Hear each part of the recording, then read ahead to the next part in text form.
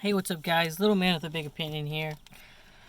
Today's video, I've got a list of 5 things you can do to better prepare yourself for what's going on in the world right now with uh, the Bizzle virus. I just was on my way to work and this idea kind of popped up in my head, so that's what we're going to talk about today. And you can do all of these things fairly easily, except for one.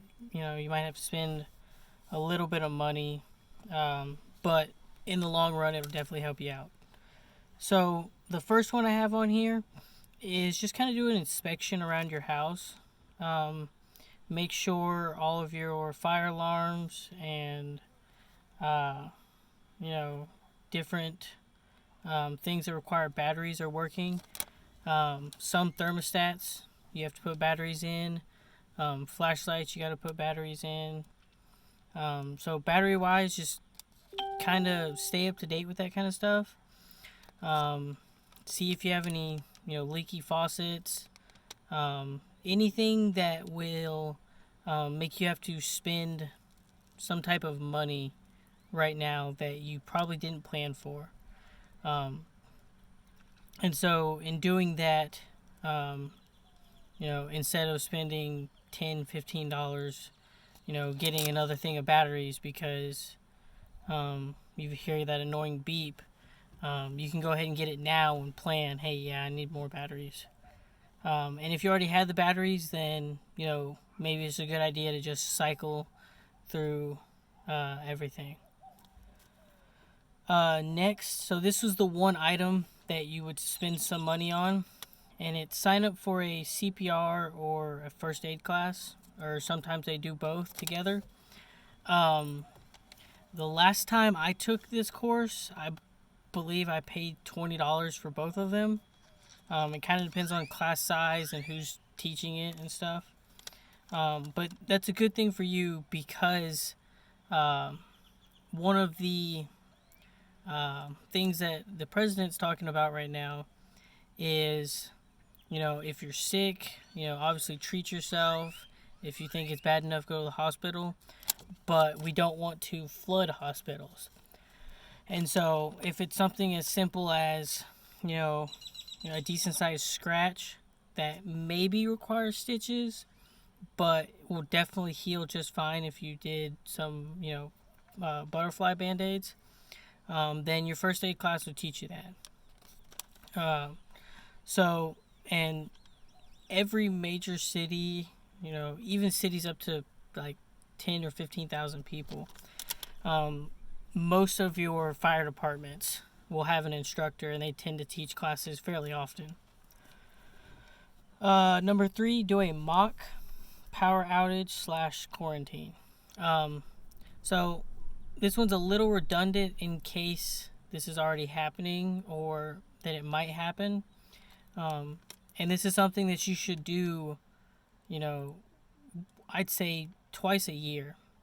Just for 24 hours, you stay in your house, you don't leave. You turn off all the power, and the only way you'll get your power is if you've got, like a battery bank to charge your cell phone. If you've got any type of solar or wind or anything like that. And you just you go through the motions of what you would do. And I say 24 hours because a power outage during the day isn't really that bad. Most people open the windows to get a breeze flowing, and then they just kind of go to sleep at night. But maybe you want to do something at night, so you have flashlights and candles. Maybe you have a generator so you can, power your TV. I don't know. That's up to you guys. That's the one that I, kind of maybe wouldn't do right now, just because the situation's already, stressful enough for some people. So the fourth one is kind of just plan. And I've got fire plan and a bug out plan and then your group plan. So every household should have a fire plan. How you're going to get you significant other, pets, and children outside of the house. Um, and so it's something that, growing up in the Boy Scouts, we had to make one for the emergency preparedness merit badge. Um, and it's something that should be practiced and well known amongst everyone in your household. Uh, it should be, when I say practice, it should be timed. Um, they can be random, like as soon as your kids get home from school. Um, maybe you do one at like 2:30 in the morning on a Saturday.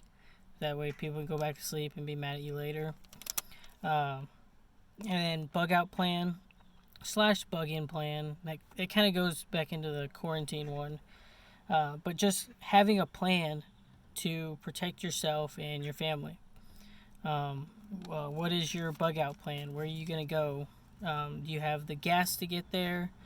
Do you have the strength, endurance, and cardiovascular system to walk if you had to?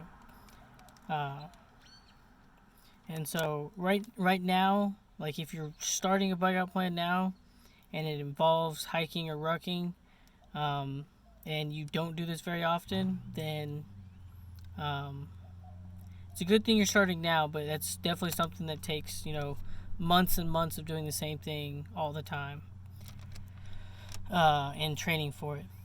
And so the last one on the list is staying informed. So right now, there's tons of information being thrown around. It is being politicized, unfortunately.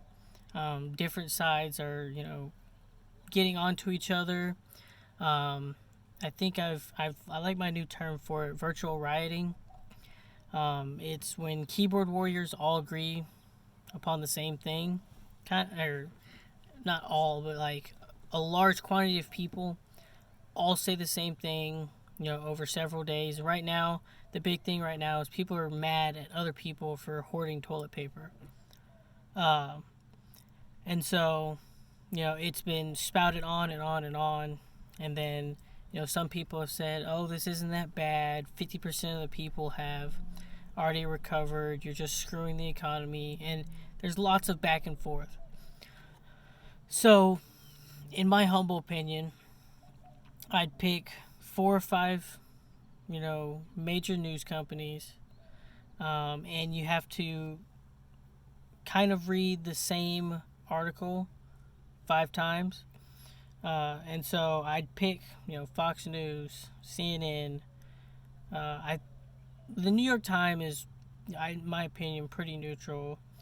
Then you get, MSNBC, and maybe, Independent or the Washington Post. Basically, you have to read all of them and kind of figure out what just the straight facts are. And, you're going to have to deal with the political nonsense. So, those are my 5 things. Just to give you a little recap. Checking your house, do a little inspection. First aid in the CPR class. A mock power outage, your quarantine, your fire plan, your bug out plan, your bug in plan, a plan in general, and then staying informed. So if you like this video, please leave a like. If you like my channel and you like what I'm doing with it, then please consider subscribing. And with that, I'll catch you later, guys.